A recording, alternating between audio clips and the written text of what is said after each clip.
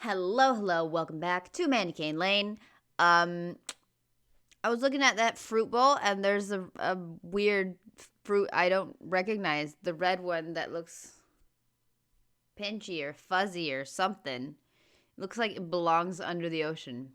I don't know what that is, and I'm quite curious because I like fruit, even though I can't eat most of it, and I'm allergic to a lot of it. I still like fruit, and I'm still curious, and I would like to try whatever it is. Anyway, I got distracted, as per usual. We are continuing the Graham Norton Show, and Volume 1, we got a little compilation here of the world's funniest comics. Now, I like compilations, especially watching Volume 1 of things, because they're usually the best of the best. So usually when somebody makes this and they're going to make more later, they usually just go all out and put all the best ones in the first one, and then the next ones are kind of worse, and then they're just terrible. So the first one's always, like top tier. So I'm hoping this is going to be fun. Anyway, let's go. You were proper friends with the Obamas. You were at the famous last kind of White House party. I was there. It was scary. It was sad. It was daunting. I remember, I just remember, hanging out, and, first of all, every black person was there. Jay-Z, Beyonce, Oprah. It's like I died and went to black heaven. I remember at one point of the night, I was, with Michelle Obama, and she was, kind of sad. And she's like, I don't know what we're going to do. Oh. I don't know what's going to happen. And I was like, you'll be all right. You'll be all right. Housewives of Atlanta, something. You'll get on something, and you will be fine. And she looks at me and she goes, I was talking about the country. I've never felt so stupid in my life. When you go with all your jokes, you hope that... Whoa, wait, okay, they're just going to jump from one to the next. I absolutely love the way that man talks. I love the way he nuts. I feel like, I know he's done cartoon voices. I know he's been in Madagascar. But I feel like they should use him so much more because his voice is just brilliant. And I love hearing him talk. It's just hysterical.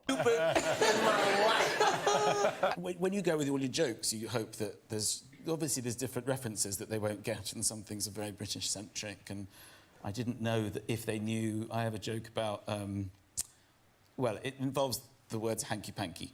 What is it? I can't do the whole joke. Why not? Because it's on my new TV show.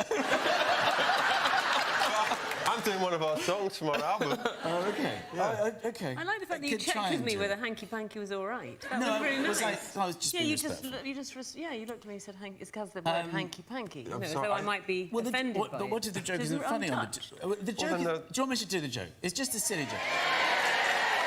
It's a joke about words that come with another word. So there's chit-chat or chat. So what's the difference between chat and chit-chat?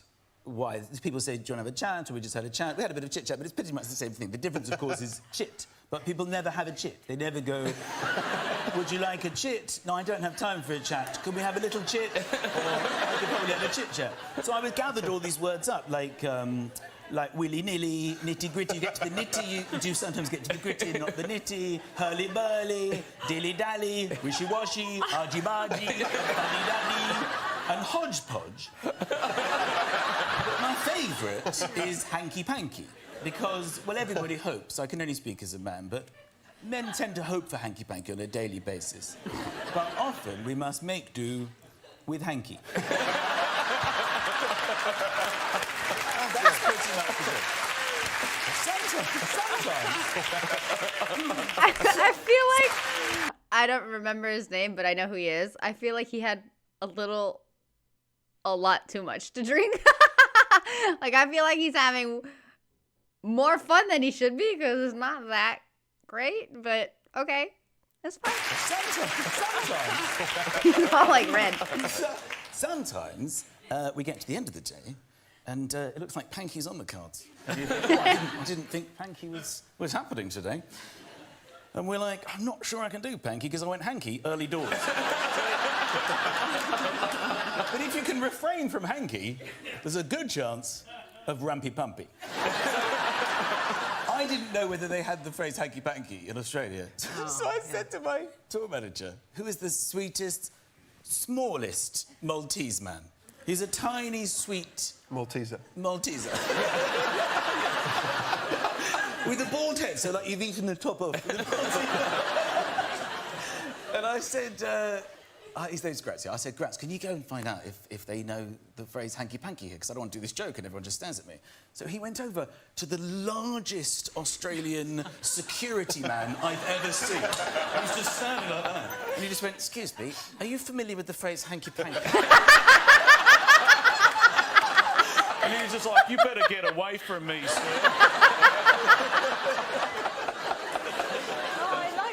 Yeah. That's a great joke. Were they familiar with it? Yes, it went very well. Tell me about the fact. Okay, it's not funny, but I'm interested in what your opinion is because you can be underwhelmed, you can be overwhelmed. Right. But you're never just Whelmed. are you? I spoke about this 2 days. Not you and me. I spoke about this someone Yes. this 2 days ago. Whelmed, you're right. Like you can be dishevelled but you never whelmed? shovelled. Or ruthless, but not. You ever say, "God, he's got a lot of ruth." Right. Yeah. It's a good point. Good point. Wow. I feel like And there are other words that always go with, like Shovelled. torrential will always go with rain. Yes. People tend not to say... My favourite is akimbo. You can only have legs. Can you have arms akimbo? Akimbo, Oh, I for thought it was sure. just legs No, akimbo. I think... What is Have that? you seen her dance? You're right, the whelmed. This is a good thought. If I ever went solo, that would be my name. Whelmed. No legs akimbo.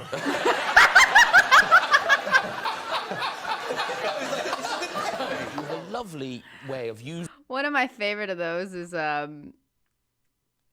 in the US version of The Office. I still haven't watched the UK one, the original. I have to watch that. That's on my list. But anyway, there's a part where Michael Scott says, I'm not superstitious, but I am a little stitious. And I always friggin' love that line. It's just, I love the way it was written. There you go. A lovely way of using social media as a tribute to your partner, Jane. Yeah. I just, yeah. I like Speaking it of. in the bar faces that you do. I do it in the bar faces, but then I also get pictures where if we're out or something, I sort of like lag behind and get Jane by herself with no one on, and I take a picture of her and I tweet Jane with all her friends. Yeah. So like, bit, imagine. So I don't know how funny Jane finds these, but they are funny. Fine. So here's one you tweeted of Jane. Jane thought she'd made a new friend, but it was just a shadow. Which is the next one. Oh, this is exactly what you're describing. Jane thinking about making new friends. I went, Jane, look at those crows. What a jerk. I think I've Does she seen not this know bit you're before. doing it? Does she No, not not think, at the where time. is he? Where is he? She sees the tweet. This one is Jane is looking so happy because her new friend hasn't walked away yet.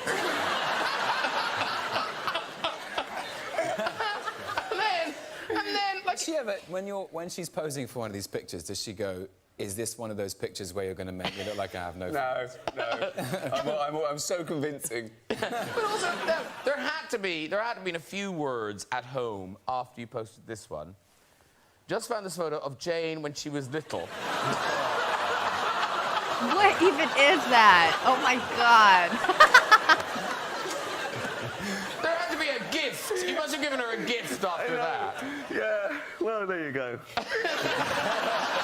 That's what being in a relationship for 30 years does. Is it true? And this seems unlikely. 30 years. Whoa. I love how everybody always talks about how Carl be with Suzanne. Like the relationship. Like people always, he must be a nightmare to live with or this or that. Or I would love, like personally, I would love to see a conversation between him and Suzanne. Especially since Suzanne, like, she seems fictitious. Like nobody's ever seen her anywhere, which is amazing. But I feel like Ricky would be a pain to live with or to be with, especially after 30 years. Oh my God. Like I think I would take Carl over Ricky any day. 30 years does. Is it true, and this seems unlikely, that you own a single piece of every bit of memorabilia that they produced for Lord of the Rings? Oh, well, What? That's half true. So I've got a few things from the actual film. So I have the ring, I have Sting, I have a map from Bilbo's study or the living room in Bag End. And I just recently, because I went back and did the final bit on The Hobbit, and they gave me the book that Bilbo writes in. He writes The Hobbit, there and back again, A Hobbit's Tale, and then I finish it as Lord of the Rings. So they gave me that red volume, which is beautiful. The actual prop? Yeah. Whoa. And on my last day in Hobbiton, it was pretty magical. I know, it was amazing. Hobbiton. But then In Hobbiton. I know. This is set!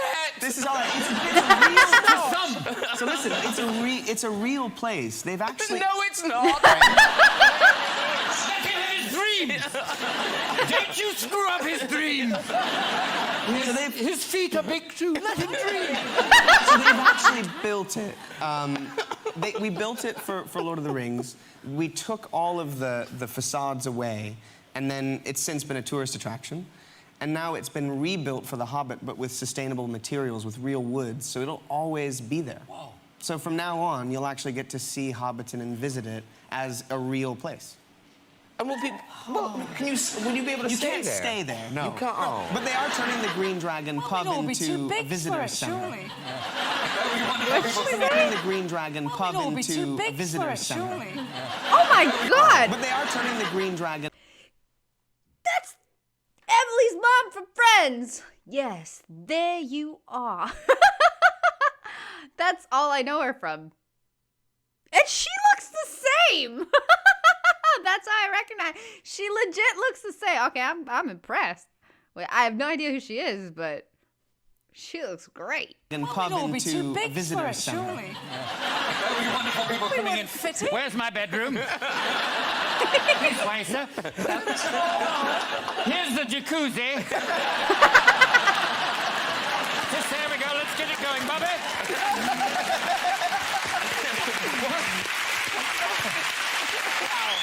Hobbiton. That would be wonderful. I'm sure people go, yes, we're going to Hobbiton for Christmas. I turned 19 when we first went to Hobbiton. And I'm 30 now. I was talking to Pete when we were there on my last day. I said, you realize that I had my 19th birthday in Hobbiton? Yeah. Isn't that wild? Wow. Puts things into perspective. Wow. Not many people can say that. I had my birthday party in Hobbiton. I was circumcised at Disneyland. What happened? No one could have known that it was going to take off and become a real place. Yeah. Stop it. It's like a real place. It's a whole tourist industry based on that. Good luck getting into New Zealand, asshole. Oh my God. That's what they showed us. Oh, look, it's him! It's Graham Norton. Come on, Graham, good luck on you. He's a Hobbit denier. He doesn't believe in Hobbit. Bastard. This is based on your life. I mean, this is things... Yeah, but... I mean... Loosely, Graham. No, but things like, isn't the washing machine, that happened to you? What? The washing, you were very hungover. Oh. Yeah. Tell Jodie Foster that story. All their stories are really cool, though, Graham. When I was teaching, which is what this show is based on, I went home one weekend, and I was in my 30s. I was probably 33 years of age. I went home to see my mother, and then I went back, and while I was at home, my mother did my washing for me, because I was only 33. And then I went back, and on the Sunday night, I got really drunk, and then I went for a curry. And then the next day I went into school. I heard this before too. I'm going to. I went into school, and it was a school in Slough, and it was quite a rough school, but they had a really brilliant hearing-impaired department, so there were hearing-impaired kids who I remember struggled. this, yes. They were horrible. They were really looked after in the school. Anyway, I was really hungover. I went there, and about break time, I felt really uncomfortable. I thought something's not right, you know?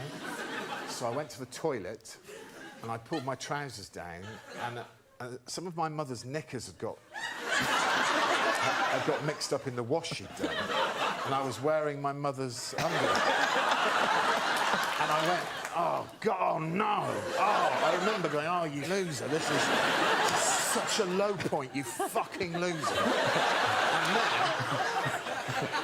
And then the curry and the booze kicked in from the night before. At that moment. I did like a fecal Jackson Pollock. And I started going, oh, God, not this as well. Oh, Jesus. So I cleaned myself up and I pulled my mother's pants back up. And I went back into the classroom and I saw one of the hearing impaired kids just looking at me like this. And that's when I remembered that I had a microphone directly. Horrible. Here we go. Oh, that's how it ended? Dang, I wanted more. I already saw 2 of those, and there was just like 4 or 5. Dang. All right, you know what? I guess I'm gonna have to add it to my list of full episodes. I guess. So these overlaps don't happen as much. Oh well. It was still fun though. I love how Ryan Gosling's just dying there. Dying. Oh, anyway. Yeah, I don't know why that just kind of zoomed by like mega fast. I expected so much more for some reason. Anyway, there you go. So that was fun. I enjoyed it. And I hope you did too. There you go. Anyway, I've read and heard and seen videos about so many stories of people forgetting they're mic'd up and going to the bathroom. So if you have a job or you're ever working on anything and you are mic'd up, for the love of God, if you have to go to the bathroom, leave the mic. Put the mic down. And that's my advice for today. So there you go. Have a wonderful time, people. I'll see you tomorrow.